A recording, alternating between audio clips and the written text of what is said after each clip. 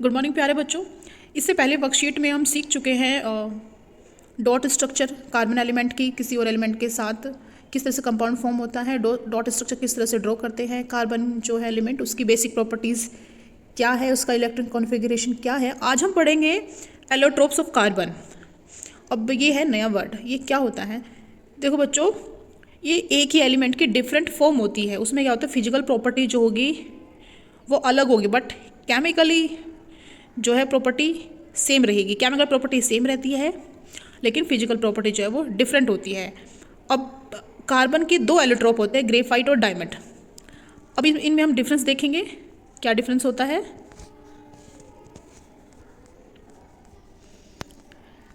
सबसे पहले पढ़ेंगे स्ट्रक्चर के बेस पे।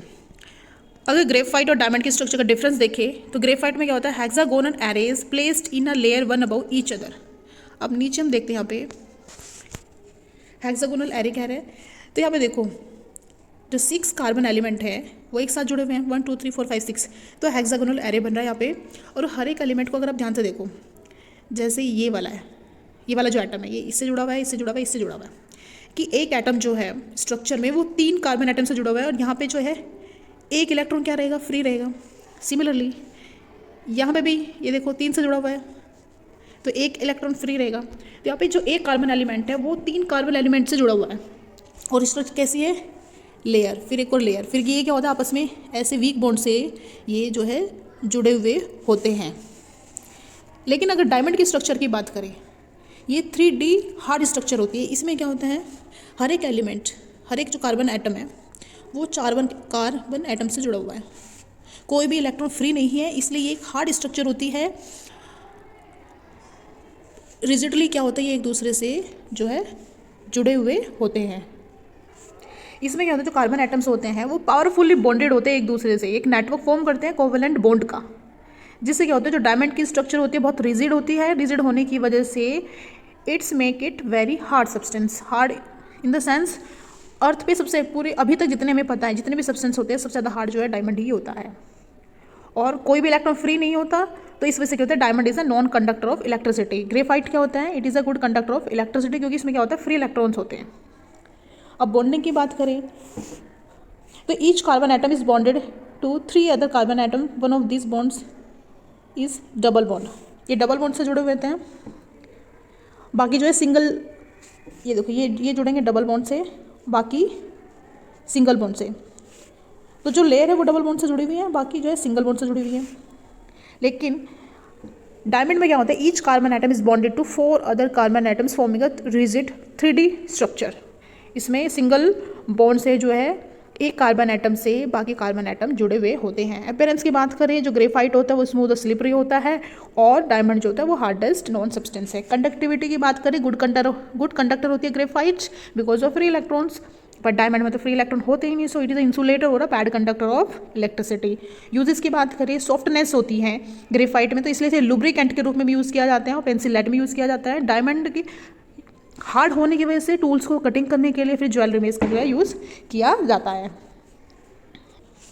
अब हम पढ़ेंगे वर्सेटाइल नेचर ऑफ कार्बन। देखो वर्सेटाइल नेचर का मतलब ये है कि कार्बन एक ऐसा एलिमेंट है जो मोस्टली एलिमेंट के साथ जुड़ ही जाता है, बॉन्ड बना के एक नए कंपाउंड फॉर्म कर लेता है।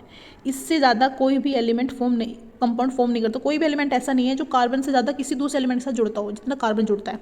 तो इसलिए कहते हैं इसका जो नेचर है बहुत वर्सेटाइल होता है, क्योंकि the nature of covalent bond enables carbon to form a large number of compounds called organic compounds और कार्बन कंपाउंड्स। जिन भी एलिमेंट्स में कार्बन मौजूद होता है उनको हम ऑर्गेनिक या फिर कार्बन कंपाउंड्स कहते हैं। तो कोवेलेंट फॉर्म करते हैं, इलेक्ट्रॉन शेयरिंग करता है, इलेक्ट्रॉन ट्रांसफ़र नहीं होता, तो ईजिली बॉन्ड फॉर्म करके ये सबसे ज़्यादा जो है एक कंपाउंड्स की चेन बनाता है। कैटेनेशन, इसी प्रॉपर्टी को कहते हैं कैटेनेशन, कि कार्बन के पास एक यूनिक एबिलिटी होती है जिससे वो बॉन्ड फॉर्म करता है अदर एटम के साथ और जिससे लार्ज मॉलिक्यूल फॉर्म होते हैं। तो this property is called a catenation, कि जो भी एलिमेंट मिल गया जुड़ जाओ और कंपाउंड फॉर्म कर दो, दैट इज कॉल्ड कैटेनेशन। ऐसे तो सिलिकॉन भी होता है, सिलिकॉन भी 7-8 एटम के साथ जुड़ता है, उससे ज़्यादा नहीं जुड़ता और बहुत ही रिएक्टिव होते हैं। लेकिन कार्बन तो बहुत सारे एलिमेंट के साथ जुड़ता है, मोस्टली एलिमेंट के साथ जुड़ जाता है। The carbon carbon bond is a very strong और स्टेबल। कार्बन कार्बन जो बॉन्ड है बहुत स्ट्रॉन्ग होता है, स्टेबल होता है, जिस वजह से क्या होता है, it gives us the large number of compounds with many carbon atoms link to each other, जिसकी वजह से ये हमें बहुत सारे कंपाउंड्स फॉर्म करके देता है। अब टेट्रावैलेंसी, टेट्रावैलेंसी इट मीन्स इसके वैलेंस सेल में 4 इलेक्ट्रॉन फ्री है, तो it can bond with 4 carbon atoms, monovalent atoms, जैसे hydrogen, oxygen, hydrogen, nitrogen, sulphur, chlorine, सबके साथ जुड़ता है और कंपाउंड फॉर्म करता है। तो one of the reason for the formation of strong bond by carbon is it small size है। ये फर्स्ट शेल है और ये सेकंड शेल है। यहाँ पे होंगे 2 इलेक्ट्रॉन, यहाँ पे होंगे 4 इलेक्ट्रॉन्स। ये है न्यूक्लियस। अब यहाँ से जो आउटरमोस्ट शेल में जो इलेक्ट्रॉन्स हैं उनके बीच की डिस्टेंस क्या है, कम है, जिस वजह से जो ये फोर्स है, एटॉमिक फोर्स है, वो काफ़ी स्ट्रॉन्ग होता है। तो this enables the nucleus to hold into the shared pair of electrons strongly. The bonds form by elements having larger atoms are much weaker. अब जिसमें बहुत सारे एटम्स होते हैं, बहुत सारे कार्बन जुड़ गए, तो वो जो एलिमेंट्स होते हैं, वो जो कंपाउंड होते हैं, वहाँ पे जो एलिमेंट है, वहाँ पे जो एटम्स है, वो वीकली बॉन्डेड होते हैं। अब डायमंड है, डायमंड को सिंथेसाइज भी किया जाता है, बनाया भी जा सकता है। कब? जब इसको हाई प्रेशर टेम्परेचर पे जो है कार्बन को सिंथेसाइज किया जाए। और जो सिंथेटिक डायमंड्स होते हैं वो बहुत छोटे होते हैं और उनको इंडिस्टिंग्विश नहीं किया जाता, काफ़ी मुश्किल होता है जो नेचुरल डायमंड से करना। तो ये आर्टिफिशियली जो है उनको भी बनाया जा सकता है डायमंड्स को। नेक्स्ट है फुलरीन। इसको बकमिंस्टर फुलरीन भी कहते हैं, क्योंकि जो साइंटिस्ट थे यूएस के आर्किटेक्ट, उन्होंने बकमिंस्टर फुलर जो है मॉलिक्यूल, उसका जो है कंसेप्ट दिया था। ये भी क्या है, एक एलोट्रोप है कार्बन का, जिसमें containing the cluster of 60 carbon atoms join together to form a spherical molecules. इसकी स्ट्रक्चर नीचे दे रखी है, ऊपर दे रखी है, यहाँ पे देखिए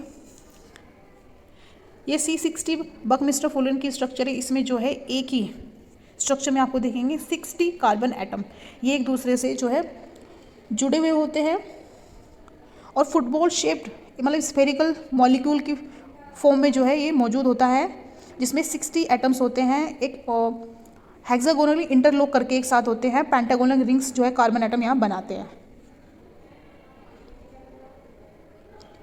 तो बकमिंस्टर फुलरीन ने कंसेप्ट दिया था, इसलिए इसका जो एक एलोट्रोप है इसको नाम दे दिया बकमिंस्टर फुलरीन। एक तरह से आपने कुछ स्ट्रक्चर देखी हो, ऐसे डोम शेप्ड स्ट्रक्चर होती है, उसमें इस तरह की स्ट्रक्चर होती है, तो उनको डोम शेप होल कहते हैं। इस तरह की अगर इसको हाफ देखें तो वैसी ही स्ट्रक्चर कुछ इसकी नज़र आ रही है।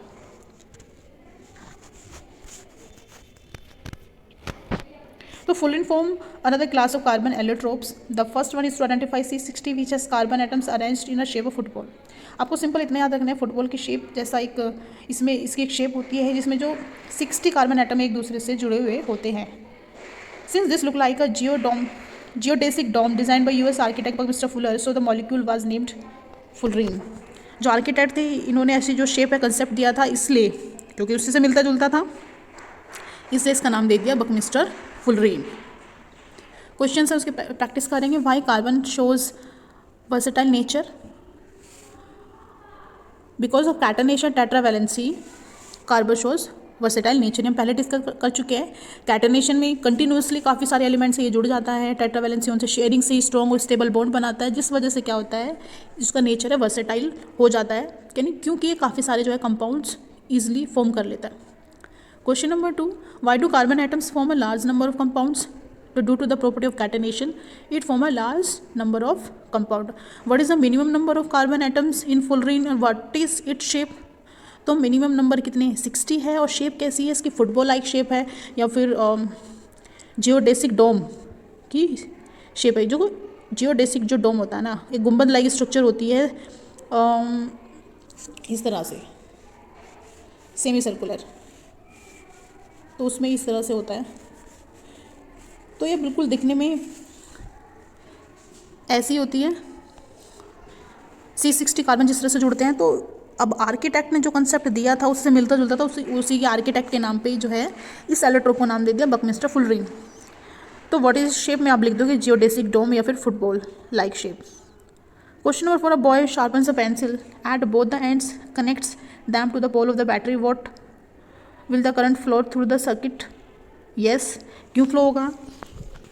क्योंकि ग्रेफाइट क्या होता है, वो गुड कंडक्टर इलेक्ट्रिसिटी होता है। तो उसको हम कैसे समझ सकते हैं कि carbon atom has 4 valence electrons, और ग्रेफाइट क्रिस्टल में क्या होता है, हर एक कार्बन एटम जॉइंट होता है सिर्फ 3 कार्बन एटम से by covalent bond. Thus, the only 3 valence electron of each carbon atom in graphite are used in bond formation. So, the 4th valence electrons of each carbon is free to move. 4th वाला तो free रहता है, तो due to the presence of, आप इसमें लिखोगे due to the presence of free electrons in graphite crystal it conduct electricity. किसी को नहीं समझ आता है तो आप पूछ लेना। यहाँ पे जो बकमिस्टर फुलरेन थे वो साइंटिस्ट नहीं थे, वो आर्किटेक्ट थे। उन्होंने जियोडेसिक डोम जो डिज़ाइन है वो दिया था, उसी की शेप पे जो है बकमिस्टर फुलरेन नाम दे दिया गया इस एलोट्रोप को जिसमें 60 एटम्स होते हैं। Thank you.